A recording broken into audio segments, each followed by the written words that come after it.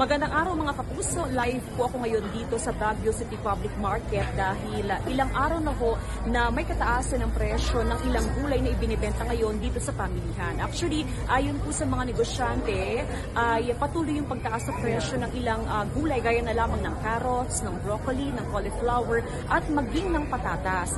Ayon po sa mga negosyante, ito ay dahil na rin doon sa kakaunting supply na epekto ng tuloy-tuloy na paggulang nararanasan hindi lamang sa Benguet, maging sa ibang panig ng Cordillera Administrative Region.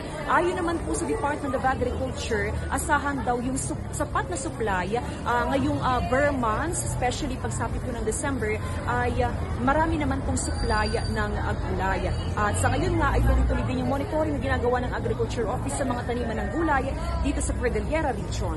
Ako pa rin po si Jasmine Gabriel Galban ng GMA Regional TV at GMA Integrated News.